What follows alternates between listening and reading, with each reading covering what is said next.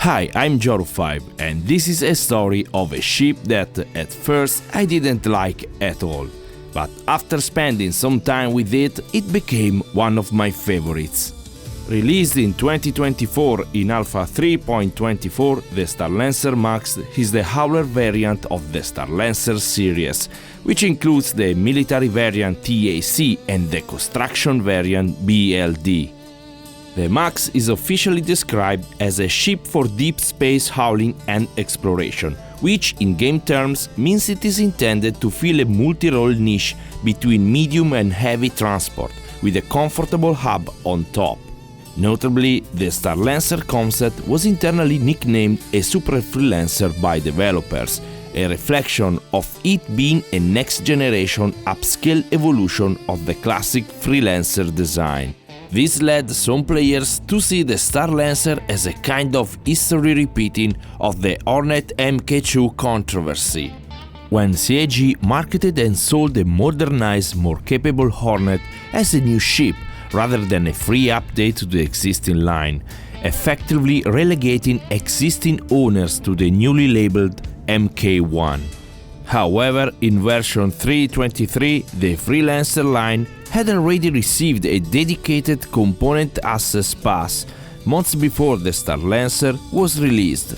Furthermore, when you use both ships, it becomes clear that they were intended as different classes from the beginning. The Freelancer as a smaller mid-tier multi-role hauler and the Starlancer as a larger, better-armed deep space freighter which simply shares the same design language. In the same way that the Odyssey could be considered as a Super Starlancer, representing different classes of ship within the same design philosophy. What I don't like: cargo efficiency. The Starlancer MAX is roughly the same size as a Hercules C2, but it can carry barely a third of the cargo that the Hercules C2 can.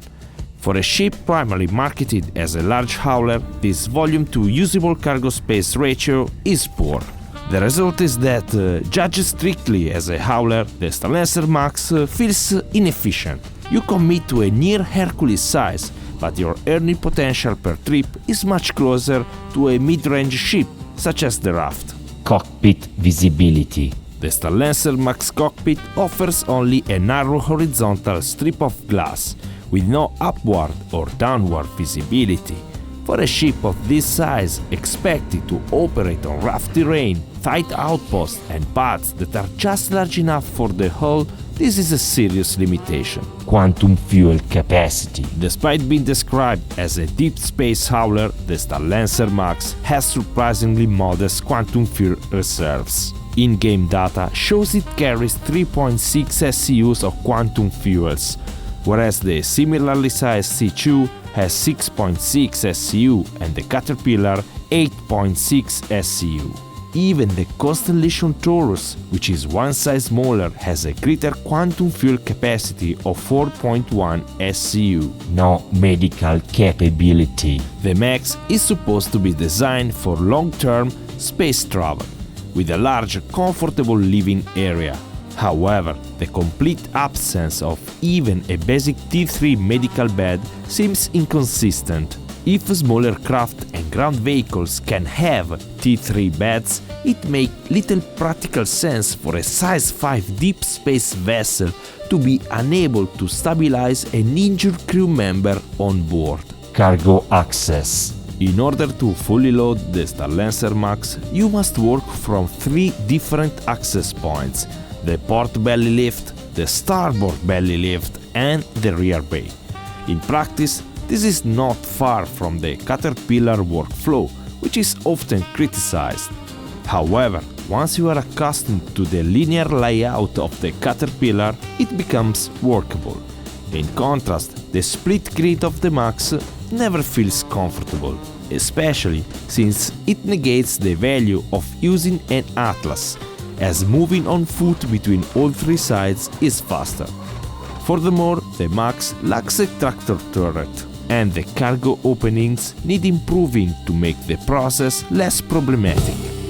What I like: price. At under 9 million USD in-game and $250 on the store, the Starlancer MAX offers one of the best cost per SEU ratios in its bracket, beaten only by pure transports like the Raft.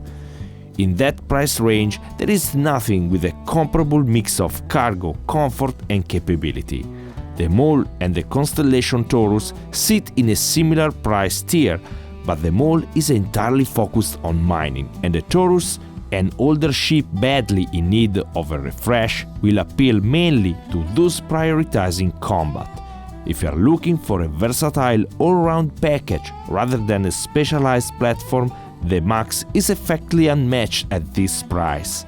Multiple access points. The Starlancer MAX offers 3 distinct ways to board: the rear ramp, the belly cargo lifts and a dedicated elevator. In a game where many ships can only be entered from a single rear ramp, this is genuinely refreshing and has practical benefits. It greatly reduces the risk of being stranded outside due to terrain, bad placement or ramp bugs, and gives you more flexibility in how you and your crew move between ship and surface during operations. Off-grid cargo. The MAX can carry a surprising amount of additional off-grid cargo, roughly 132 SEU on top of the 224 SEU on the formal cargo grids. The belly catwalk can support about 28 SEU, while the rear bay can take 2 extra 32 containers plus up to 10 4 SEU crates. Home. The MAX generally feels like a proper home. It is spacious, with decent living quarters and a shared relaxation area that, contrary to what some believe, isn't completely windowless. There are 2 narrow skylight-style windows along the ceiling sides. From a pure efficiency standpoint, all this space can feel wasted, but from a roleplay and long-term cohabitation perspective, it's exactly what a crew of 4 needs for a comfortable extended life aboard. However, strangely enough, the beds have limited vertical space for no apparent reason, given that the element above them is not functional. Usability. Despite the awkward cargo loading process, the Starlancer MAX is pleasant to use. In addition to the 3 exterior access points, internal circulation is excellent, with 3 responsive elevators and a useful ladder connecting the main areas. The vehicle bay can carry an Ursa without sacrificing cargo grid space, and the ship remains reasonably maneuverable for its size. Landing in the wild is manageable despite the low visibility of the cockpit. This is thanks to the narrow landing gear, which has a strange tendency to make the ship rock when it lands unevenly. So, day to day, the Starlancer MAX proves to be a dependable all-arounder with no major issues. You know what else I like? Your support. A simple like or subscription goes a long way in helping this channel. But since I don't rush posting videos just to please the algorithm, the best way you can help is by subscribing to my Ko-fi page. The basic tier costs just $1 per month.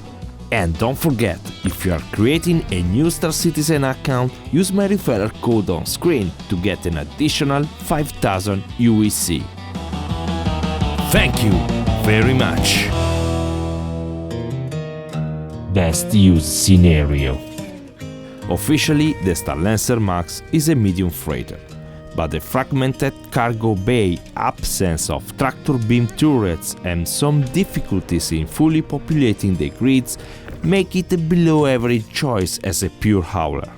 Where the MAX really shines is as a generalist, a mobile operational base that can carry a respectable amount of cargo and a ground vehicle at the same time.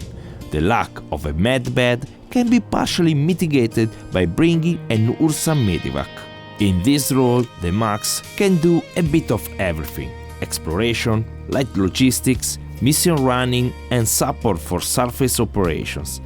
It can comfortably handle most routine activities, including medium-level PvE ship bounties, and with all turrets manned, it can stretch into higher-risk targets, though its relative lack of durability under sustained fire means those engagements remain possible, but never entirely safe. Improvements. In terms of potential improvements, I will prioritize a few changes in order of increasing implementation difficulty. The simplest would be to add a small forward-facing window above the pilot and co-pilot seats, giving a minimal upward view to visually clear obstacles before takeoff, and a second small window beneath the cockpit line to allow the pilot to check the immediate area below when landing. A modest adjustment to the crew quarters would also help, reducing or even removing entirely the fake storage volumes above the beds so that the openings are taller. On the cargo side, the belly lifts will benefit from a reworked aperture. The hatch should be slightly taller and a bit wider at the aft edge so that cargo boxes can be brought in cleanly without having to be forced or slid in.